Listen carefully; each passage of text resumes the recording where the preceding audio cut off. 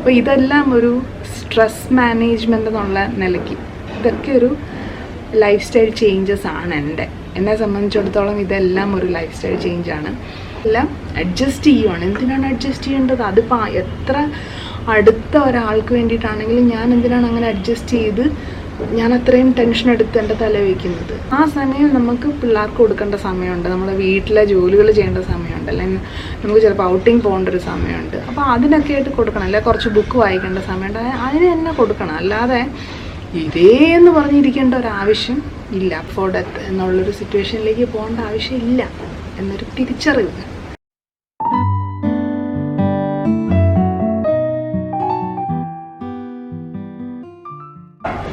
Hi, ഞാൻ ദീപ. ഇപ്പോൾ വർക്കൊക്കെ എടുത്തു തുടങ്ങിയോണ്ടാണ് ഏതാണ്ട് 1.5 മാസമായിട്ട് ഞാൻ വീഡിയോസ് ഒന്നും ഇടുന്നില്ലായിരുന്നു. അപ്പോൾ ഞാൻ ഇന്നിപ്പോൾ ഒരു ക്വിക്ക് വീഡിയോ ആയിട്ട് വരാമെന്ന് വിചാരിച്ചു. അപ്പോൾ റീസെൻ്റ്ലി ഒരു കമൻറ്റ് കണ്ടായിരുന്നു, ലൈഫ് സ്റ്റൈൽ ചേഞ്ചസ് ഒന്ന് അപ്ഡേറ്റ് ചെയ്യാമെന്ന് പറഞ്ഞിട്ട്. അപ്പോൾ എനിക്ക് തോന്നി അതൊരു നല്ല ടോപ്പിക്കാണ്, അതിൽ നിന്ന് തുടങ്ങാമെന്ന്. പട്ടിയുടെ കുര അത്യാവശ്യം കൂടുതലായിട്ടുണ്ട്, ഒന്നും ചെയ്യാൻ പറ്റില്ല. അപ്പോൾ ദയവായിട്ട് ക്ഷമിക്കുക. ഞാൻ എപ്പം ക്യാമറ എടുത്തുകൊണ്ട് ഇറങ്ങിയാലും പട്ടി കുറച്ച് തുടങ്ങും, അപ്പം ഒരു രക്ഷയില്ല. അതൊന്ന് ക്ഷമിച്ചേക്കുക. അപ്പോൾ ഇനി ലൈഫ് സ്റ്റൈൽ ചേഞ്ചസിലേക്ക് വരാം. അപ്പോൾ ലൈഫ് സ്റ്റൈൽ ചേഞ്ചസിനെ പറ്റി ഓൾറെഡി ഞാൻ വീഡിയോസ് ഇട്ടിട്ടുണ്ട്. അതെന്താണെന്ന് വെച്ച് കഴിഞ്ഞാൽ നമ്മുടെ വെയിറ്റ് ലോസിനെ പറ്റിയിട്ടും വെയിറ്റ് ലോസുമായിട്ട് ബന്ധപ്പെട്ട് ഹെൽത്തി ലൈഫ് സ്റ്റൈലിലേക്ക് തിരിഞ്ഞ കാര്യങ്ങളൊക്കെ ഞാൻ ഓൾറെഡി പറഞ്ഞിട്ടുണ്ട്. അപ്പോൾ അന്നേരം ഫോളോ ചെയ്ത കാര്യങ്ങളെല്ലാം ഫോളോ ചെയ്യാനായിട്ട് ഇപ്പോഴും ശ്രമിക്കുന്നുണ്ട്. പക്ഷെ അന്നേരം എന്ന് പറഞ്ഞു കഴിഞ്ഞാൽ ഞാൻ വർക്ക് ഒന്നും എടുക്കുന്നില്ലായിരുന്നു, കംപ്ലീറ്റ്ലി ശാന്തമായിട്ടിരിക്കുന്നൊരു സമയമായിരുന്നു. പിന്നെ പിള്ളേരുടെ സ്കൂളൊന്നും തുറന്നിട്ടില്ലായിരുന്നു. ഞാൻ തുടങ്ങിയതെന്ന് പറഞ്ഞു കഴിഞ്ഞാൽ ഒരു ഡിസംബർ ജാനുവരി ആ ടൈം തൊട്ടാണ് ഞാൻ ശരിക്കും പറഞ്ഞാൽ ഒരു ലൈഫ് സ്റ്റൈൽ ചേഞ്ചിലേക്ക് വരുന്നത്. അപ്പോൾ ആ സമയം എന്ന് പറഞ്ഞാൽ സ്കൂളൊന്നും തുറന്നിട്ടില്ല. അപ്പോൾ ഇപ്പം എന്താണെന്ന് വെച്ച് കഴിഞ്ഞാൽ കംപ്ലീറ്റ്ലി ഒരു ഭയങ്കര ഒരു സ്ട്രെസ്ഫുൾ ആയിട്ടുള്ള ഒരു ബിസി ആയിട്ടുള്ളൊരു ഷെഡ്യൂളാണ്. ഇപ്പോൾ രാവിലെ എണീറ്റ് കഴിഞ്ഞാൽ ഒരു 5:45-നൊക്കെയാണ് ഞാൻ രാവിലെ എണീക്കുന്നത്. വർക്ക് കൂടെ എടുത്തു തുടങ്ങി. അപ്പോൾ 5:45-ന് എണീറ്റ് കഴിഞ്ഞാൽ ആദ്യം തന്നെ നമ്മൾ അടുക്കളയിൽ കുറച്ച് പരിപാടികൾ ചെയ്തതിന് ശേഷം പെട്ടെന്ന് തന്നെ എക്സസൈസ് ഇൻ ദ സെൻസ് ആദ്യം നടക്കാനാണ് പോയിക്കൊണ്ടിരുന്നത്. ഇപ്പം ഞാനത് സുംബ ഒരു ഹാഫ് ആൻ അവർ സുംബയിലേക്ക് തന്നെ മാറ്റിയിട്ടുണ്ട്. പിന്നെ അത്യാവശ്യം സ്ട്രെച്ചിങ്. അപ്പോൾ അത് ഫെയിലാവാതെ തന്നെ ചെയ്യാനായിട്ട് ഇപ്പോൾ ശ്രമിക്കുന്നുണ്ട്. പിന്നെ ഈ ഒരു കഴിഞ്ഞ ഒരു 1.5 മാസത്തേക്ക് എനിക്ക് ഒന്നും ചെയ്യാൻ പറ്റുന്നില്ലായിരുന്നു. കാരണം ഭയങ്കരമായ പനി, ജലദോഷം, ചുമ, അതിങ്ങനെ ഒരു റിലേ മത്സരം പോലെ ഇവിടെ എല്ലാവർക്കും ഉണ്ടായിരുന്നു. അപ്പോൾ കംപ്ലീറ്റ്ലി അടിപെട്ടു. ഇപ്പോൾ ഞാനൊന്ന് നേരെയായിട്ട് വരുമ്പോൾ പിള്ളേർക്ക് വയ്യാണ്ടാവും. അപ്പം അവരെ നോക്കി ഞാനാകെ തളരും. അങ്ങനെ ഒരു വല്ലാത്തൊരവസ്ഥയിലായിരുന്നു. അതുകൊണ്ട് 1.5 മാസത്തേക്ക് ഈ പരിപാടികളൊന്നും നടക്കുന്നില്ലായിരുന്നു. ഫുഡ് കൺട്രോൾ മാത്രം നടക്കുന്നുണ്ടായിരുന്നു. കാരണം അതിപ്പോൾ ഒരു പാർട്ട് ഓഫ് ദ ലൈഫായി. അതുകൊണ്ട് നമ്മൾ അതനുസരിച്ച് നമ്മൾ ഫുഡ് കഴിക്കത്തുള്ളൂ. അപ്പം എക്സസൈസും കാര്യങ്ങളൊന്നും നടക്കുന്നില്ലായിരുന്നു. അപ്പോൾ ഇപ്പം ഒരാഴ്ചയായിട്ടാണ് പതുക്കനെ അത് പിന്നെയും സ്റ്റാർട്ട് ചെയ്തത്. അപ്പം രാവിലെ എണീറ്റ് കഴിഞ്ഞാൽ സുംബ, അത് കഴിഞ്ഞ് പിന്നെ അടുക്കളയിലെ പണികളെല്ലാം തീർത്ത് ഒരു 8:45 പിള്ളേരെ സ്കൂളിൽ അയക്കണം. അപ്പോൾ അത്യാവശ്യം രാവിലെ തലേന്ന് കുറച്ച് പരിപാടികളൊക്കെ ചെയ്യുന്നതുകൊണ്ട് രാവിലെ കാര്യങ്ങളൊക്കെ ഓക്കെ ആയിട്ട് പോകും. പിന്നെ ഒരു 8:45 തൊട്ട് നമ്മളൊരു 10 മണിക്കുള്ളിൽ റെഡിയായിട്ട് ഫുഡൊക്കെ കഴിച്ച് നമ്മൾ വർക്കിലേക്ക് കിടക്കുകയാണ്. അപ്പോൾ 10 മണി തൊട്ട് ഒരു 2-2:30 വരെയാണ് നമ്മൾ ഇഷാനയുടെ വർക്ക്, അതായത് ബൊട്ടിക് റിലേറ്റഡ് വർക്കൊക്കെ തീർക്കുന്നത്. മാക്സിമം പോയ ഒരു 4 മണിക്കൂർ, ഒരു ദിവസം 4 മണിക്കൂറേ വർക്ക് ചെയ്യത്തുള്ളൂ എന്നൊരു തീരുമാനത്തിൽ തന്നെയാണ് ഞാൻ വർക്ക് സ്റ്റാർട്ട് ചെയ്തത്. അതിനെപ്പറ്റിയൊക്കെ പിന്നീട് വരാം. അപ്പം 4 മണിക്കൂർ വർക്ക്. പിന്നെ ഒരു 2-2:30 ആകുമ്പോഴത്തേക്കും അത്യാവശ്യം പിന്നെ പിള്ളേരെ സ്കൂളിൽ നിന്ന് വിളിക്കാനായിട്ട് പോകും. പിള്ളേരെ ഒരു 3 മണി 3:15 ആകുമ്പോൾ വിടും. അപ്പം ഞാനൊരു 2:45 ആകുമ്പം ചായയൊക്കെ വെച്ച് ഇവിടുന്ന് പോയിട്ട് 2 വീലറിൽ പോയിട്ട് അവരെ വിളിച്ചിട്ട് വരികയാണ് ചെയ്യുന്നത്. അപ്പം അവിടെ പോയി അവരവിടെ കുറച്ച് നേരം പിള്ളേർ ഫ്രണ്ട്സൊക്കെ ആയിട്ട് കളിക്കുന്നവരൊക്കെ അവിടെ വായും വിളിച്ച് നോക്കിയൊക്കെ നിൽക്കും. പിന്നെ എൻ്റെ കുറച്ച് ഫ്രണ്ട്സ് ഉണ്ട്. അപ്പോൾ അവരുമായിട്ടൊക്കെ കുറച്ച് നേരം സംസാരിക്കാൻ നമുക്കൊരു സന്തോഷം. എപ്പോഴും വീട്ടിൽ ഇരിക്കുന്നതിനേക്കാൾ അവിടെ പോയി കുറച്ച് നേരം പാചകമൊക്കെ അടിച്ച് അങ്ങനെ കുറച്ച് നേരം അവിടെ നിന്ന് എല്ലാം കഴിഞ്ഞ് തിരിച്ച് വരുമ്പോൾ ഒരു 4:15-4:30 ആവും ഇവിടെ എത്തുമ്പം. പിന്നെ 4:30-ക്ക് ശേഷം പിന്നെ ബൊട്ടിക് റിലേറ്റഡ് വർക്ക് എടുക്കരുത് എന്നാണ് മിക്കവാറും വിചാരിക്കുന്നത്. എങ്കിലും ചിലപ്പോൾ ഒരു 5-5:30 വരെയൊക്കെ ചിലപ്പോൾ ഇരിക്കും. അല്ലെങ്കിൽ പിന്നെ ഗാർഡനിങ്ങും പരിപാടികളും ഒക്കെ ആയിട്ട്. ഗാർഡനിങ് ഇപ്പം സത്യം പറഞ്ഞാൽ ടെറസിൻ്റെ മുകളിലോട്ടൊന്നും കയറാനായിട്ട് 1.5 മാസത്തേക്ക് പറ്റിയില്ല. അപ്പം കംപ്ലീറ്റ് ചെയ്തുകൊണ്ട് വന്ന എല്ലാ കാര്യങ്ങളിലും ഇപ്പോൾ പയറ് പാവയ്ക്ക് അതിലൊക്കെ മുഞ്ഞ കയറുകയൊക്കെ ചെയ്തു. പിന്നെ മിക്കതിലും പുല്ല് കളയൊക്കെ കയറി. അപ്പം അങ്ങോട്ട് ശ്രദ്ധ കൊടുക്കാൻ പറ്റിയില്ല. ഇനി പതുക്കനെ സ്റ്റാർട്ട് ചെയ്യണം. അപ്പോൾ ഇപ്പം നല്ല മഴയും കൂടെയാണ്. അപ്പം അങ്ങനെയാണ് അതിൻ്റെ കാര്യങ്ങൾ. പിന്നെ അതിനുശേഷം പിന്നെ പിള്ളേരുടെ കൂടെ ഇരിക്കലും പിള്ളേരുടെ പഠിത്തവും മറ്റു കാര്യങ്ങളിലും ഫോക്കസ് ചെയ്യുക. അപ്പോൾ എൻ്റെ ഒരു പ്രൈമറി ഫോക്കസ് ഫാമിലി ടൈം, പിള്ളേരുമായിട്ട് ഇരിക്കുക എന്നുള്ളത് തന്നെ ആവണം. ഒരിക്കലും നമ്മൾ ഇത് മിക്സ് ആവരുത്. അതായത് വർക്ക് എടുത്തു കഴിഞ്ഞിട്ട് പിന്നെ നമ്മൾ ഇതിലേക്ക് മിക്സ് ആവരുത് എന്നൊരു തീരുമാനത്തിൽ തന്നെയാണ് നമ്മൾ വർക്ക് എടുക്കാൻ തുടങ്ങിയത്. അതുകൊണ്ട് തന്നെ ഇത് സെപ്പറേറ്റ് ചെയ്ത് പോവാണ്. ഒരു വർക്ക് ലൈഫ് ബാലൻസ് എന്നുള്ള രീതി തന്നെ പോകാനായിട്ടാണ് ശ്രമിക്കുന്നത്. പിന്നെ പിള്ളേരുമായിട്ടുള്ള സൈക്ലിംഗ് ഒക്കെ ചെയ്യണമെന്നുണ്ടെങ്കിലും പിള്ളേർ വരുമ്പോഴേ തളർന്നിരിക്കും. അതുകൊണ്ട് പിന്നെ അവരെ നിർബന്ധിക്കാറില്ല. പിന്നെ ആസ് യൂഷ്വൽ അങ്ങനെ പോകും. അപ്പോൾ ഇതിൽ എനിക്ക് നമ്മുടെ നേരത്തെ പറഞ്ഞുകൊണ്ടിരുന്നതിൽ നിന്ന് വ്യത്യാസമായിട്ട് എനിക്ക് കോംപ്രമൈസ് ചെയ്യേണ്ടി വന്നത് എൻ്റെ ഉറക്കമാണ്. ഉച്ചയുറക്കം കംപ്ലീറ്റ്ലി പോയി. അപ്പോൾ ഉച്ചയുറക്കം നടക്കുന്നില്ല. കാരണം ഉച്ചയ്ക്ക് ഉറങ്ങാൻ പോയി കഴിഞ്ഞാൽ കാര്യങ്ങൾ നടക്കത്തില്ല. അപ്പോൾ അതിൻ്റെ ഒരു ഇച്ചിരി പ്രശ്നം നമുക്ക് കണ്ണിന് സ്ട്രെയിൻ വരുന്നുണ്ട്. അതിൻ്റെതായ തലവേദനയും പ്രശ്നങ്ങളൊക്കെ ഉണ്ട്. അത് കഴിയുമ്പോൾ പിന്നെ രാത്രി ഞാൻ ശരിക്കും 9:30-10:30 ഞാൻ കിടന്നുകൊണ്ടിരുന്ന ആളാണ്. കാരണം എൻ്റെ രാത്രി 2 മണിക്ക് കിടന്നുകൊണ്ടിരുന്ന ഞാൻ ആ റൂട്ടീനൊക്കെ കറക്റ്റാക്കി കൊണ്ടുവന്ന് 9:30 കിടന്നുകൊണ്ടിരുന്ന ആൾ ഇപ്പോൾ പണികളെല്ലാം തീർത്ത് കിടക്കുമ്പോഴത്തേക്കും എങ്ങനെ വന്നാലും ഒരു 11 മണിയാവുന്നുണ്ട്. അപ്പോൾ ഇപ്പോൾ എനിക്ക് പ്രശ്നം വരുന്നത് അവിടെയാണ്. കോംപ്രമൈസ് ചെയ്തേക്കുന്നത് അല്ലെങ്കിൽ കോംപ്രമൈസ് ചെയ്യേണ്ടി വന്നത് എൻ്റെ ഉറക്കമാണ്. അപ്പോൾ അത്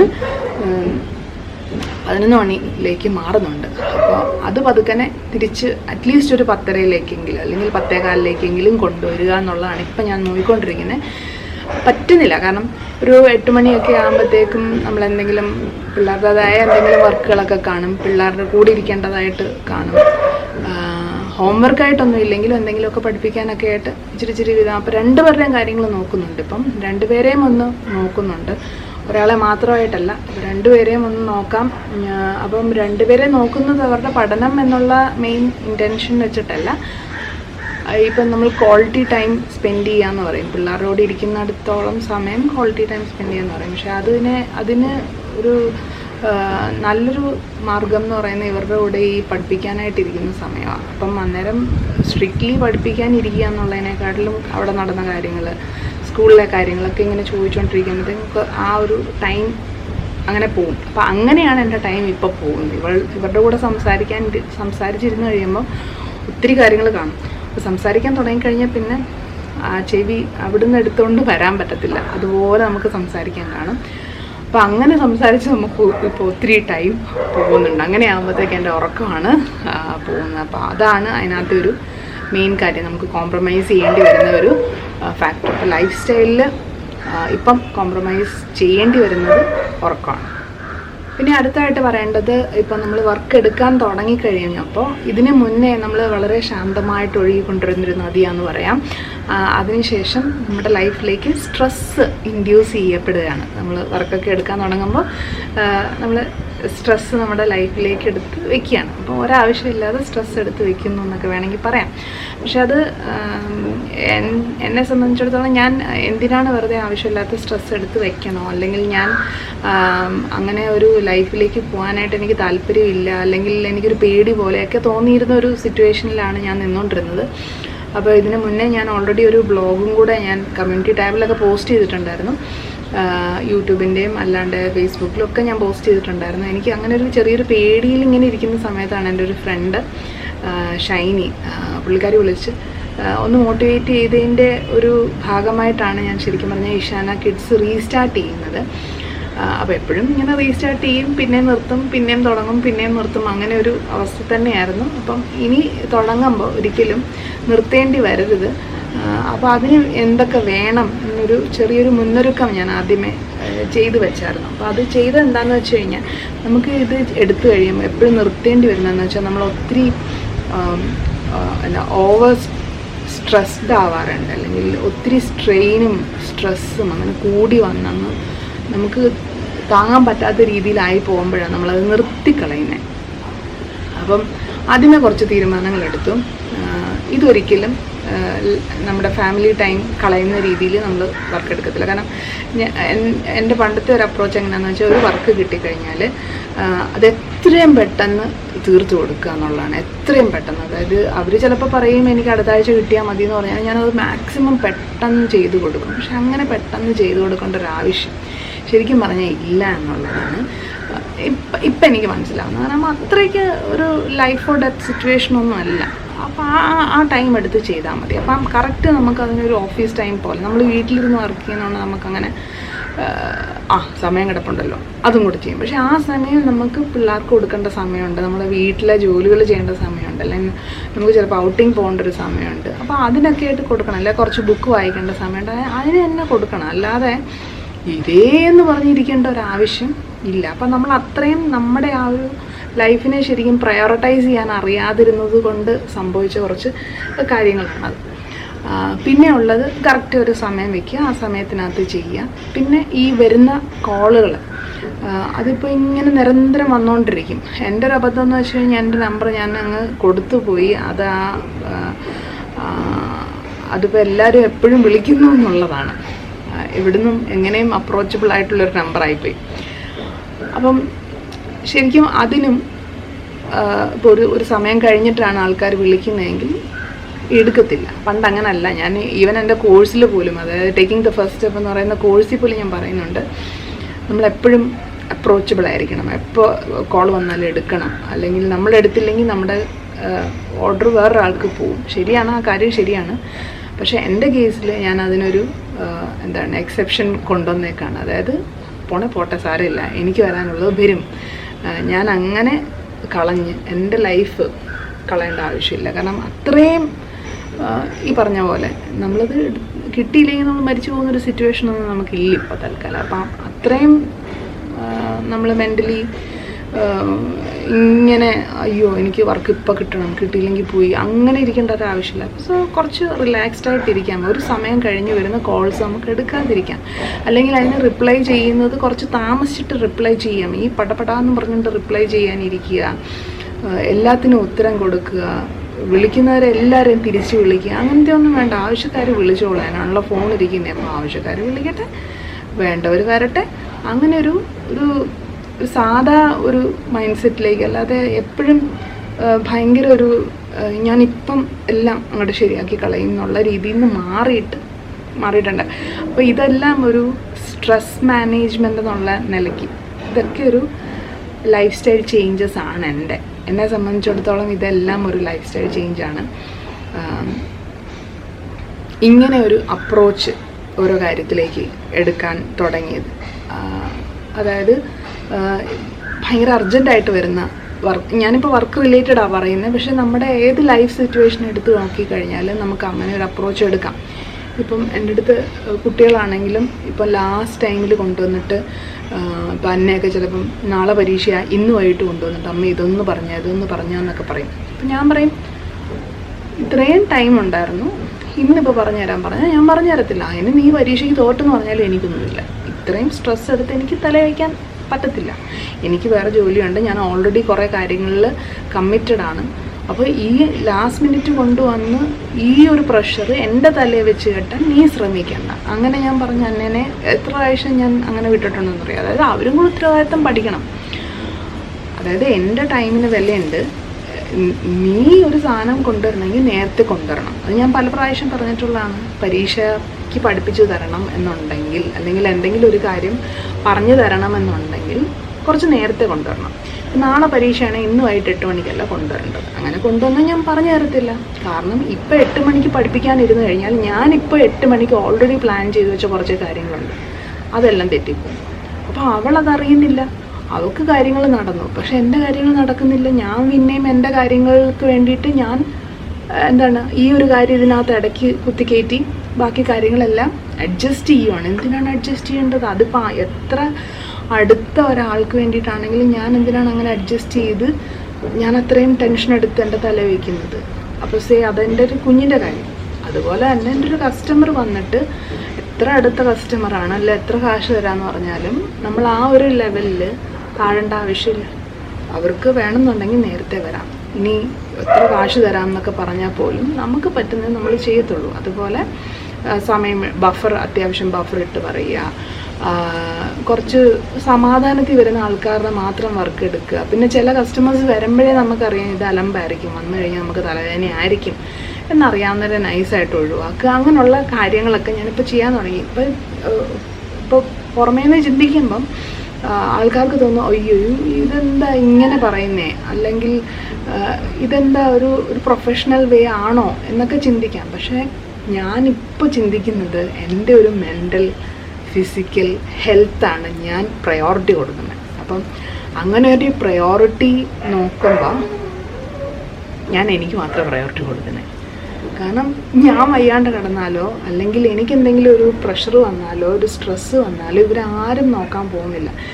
എൻ്റെ ഒരു മെൻ്റൽ വെൽബീയിങ് ഉണ്ടെങ്കിൽ മാത്രമേ എനിക്ക് എൻ്റെ ബാക്കി കാര്യങ്ങളൊക്കെ നന്നായിട്ട് കൊണ്ടുപോകാൻ പറ്റത്തുള്ളൂ. സോ ഞാൻ ഈ ഒരു സ്റ്റെപ്പ് എടുക്കേണ്ടിയിരിക്കുന്നു, അല്ലെങ്കിൽ ഇങ്ങനെ കുറേ പ്രയോറിറ്റി സെറ്റ് ചെയ്യേണ്ടിയിരിക്കുന്നു. എന്താണ് അർജൻറ്റായിട്ട് ചെയ്യേണ്ടത്, എന്താണ് ഇമ്പോർട്ടൻ്റ്, എന്താണ് നമുക്ക് പിന്നെ മാറ്റി വയ്ക്കാവുന്ന എന്തൊക്കെയാണ്, അങ്ങനെ കുറച്ച് പ്രയോറിറ്റി സെറ്റ് ചെയ്ത് കുറച്ച് കാര്യങ്ങളൊക്കെ എന്തൊക്കെയാണ് ഒഴിവാക്കാൻ പറ്റുന്നത്, അല്ലെങ്കിൽ പിന്നത്തേക്ക് മാറ്റി വയ്ക്കാൻ പറ്റുന്നത് എല്ലാം ഒരു ലൈഫ് ആൻഡ് ഡെത്ത് എന്നുള്ളൊരു, അല്ലെങ്കിൽ ലൈഫ് ഓർ ഡെത്ത് എന്നുള്ളൊരു സിറ്റുവേഷനിലേക്ക് പോകേണ്ട ആവശ്യമില്ല എന്നൊരു തിരിച്ചറിവ്. അതാണ് ഇപ്പോൾ സംഭവിച്ചിരിക്കുന്നത്. അപ്പോൾ അതും ഒരു ലൈഫ് സ്റ്റൈൽ ചേഞ്ചാണ്. അപ്പോൾ ഇന്നത്തേക്ക് ഇത്ര മാത്രം. ഞാൻ വളരെ ചെറിയൊരു വീഡിയോ ആയിട്ട് ചെയ്യണമെന്ന് വിചാരിച്ച് തുടങ്ങിയതാണ്. പക്ഷെ പറഞ്ഞു വന്നപ്പോഴത്തേക്കും ഒത്തിരി അങ്ങ് വലുതായിപ്പോൾ. ഇതൊരിക്കലും ഒരു സ്ക്രിപ്റ്റായിട്ടൊന്ന് എഴുതി വെച്ച് ചെയ്ത ഒരു വീഡിയോ അല്ല. ഞാൻ ഒന്ന് പോയിൻ്റ് ഔട്ട് ചെയ്യണം എന്ന് വിചാരിച്ചൊരു കാര്യമാണ്. അതായത് ലൈഫ് സ്റ്റൈൽ ചേഞ്ചസ് അപ്ഡേറ്റ് ചെയ്യുക എന്ന് പറയുമ്പോൾ എൻ്റെ ഓൾറെഡി ഉള്ള കാര്യങ്ങളൊക്കെ തന്നെ, അതായത് ഫുഡ് കൺട്രോളും മറ്റു കാര്യങ്ങളും എല്ലാം അങ്ങനെ തന്നെ പോകുന്നുണ്ട്. പക്ഷെ അതിനകത്ത് ഇപ്പം ഇമ്പോർട്ടൻ്റ് ആയിട്ട് ഞാൻ കാണുന്നത് നമ്മളുടെ ഒരു മെൻ്റൽ വെൽബീയിങ്ങിന് വേണ്ടിയിട്ട് സ്ട്രെസ്സ് പുറമേന്ന് ഇൻഡ്യൂസ് ചെയ്യാൻ, അല്ലെങ്കിൽ ഞാൻ തന്നെ എൻ്റെ ലൈഫിലേക്ക് സ്ട്രെസ് ഇൻഡ്യൂസ് ചെയ്യുന്ന കുറേ കാര്യങ്ങൾ അവോയ്ഡ് ചെയ്യാനായിട്ട് ശ്രമിക്കുന്നുണ്ട്. അതിപ്പോൾ ഏത് തരത്തിൽ വന്നു കഴിഞ്ഞാലും അവോയ്ഡ് ചെയ്യാനായിട്ട് ഞാൻ മാക്സിമം ശ്രമിക്കാറുണ്ട്. അതിൻ്റെ ഫാമിലി മെമ്പേഴ്സിൻ്റെ സൈഡിൽ നിന്നാണെങ്കിലും പുറമേ നിന്നുള്ള ആൾക്കാരുടെ സൈഡിൽ നിന്നാണെങ്കിലും. ഇനി എനിക്ക് എൻ്റേതായ കുറച്ച് വാല്യൂസും അല്ലെങ്കിൽ എനിക്ക് എൻ്റേതായ കുറച്ച് കടുംപിടുത്തങ്ങളൊക്കെ ഉണ്ടല്ലോ, അങ്ങനെയുള്ള കാര്യങ്ങൾ വഴി വരുന്ന സ്ട്രെസ്സാണെങ്കിൽ പോലും ഈ പ്രയോറിറ്റൈസ് ചെയ്ത് അല്ലെങ്കിൽ എന്തൊക്കെയാണ് എന്ന് ഒന്ന് ഇരുന്ന് ചിന്തിച്ച് മാറ്റാനായിട്ട് ഞാനിപ്പോൾ ശ്രമിക്കുന്നുണ്ട്. അപ്പോൾ അതാണ് ഇതിനകത്തെ ഒരു കാതലായിട്ടുള്ളൊരു കാര്യം. അപ്പോൾ ഞാൻ പറഞ്ഞ കാര്യം നിങ്ങൾക്ക് മനസ്സിലായി എന്ന് വിചാരിക്കുന്നു. മനസ്സിലായിട്ടുണ്ടെങ്കിൽ ഒന്ന് കമൻറ്റ് ചെയ്യുക. അപ്പോൾ അടുത്ത വീഡിയോയിൽ ഉടനെ കാണാൻ പറ്റുമെന്ന് പ്രതീക്ഷിച്ചുകൊണ്ട് വീഡിയോ നിർത്തും.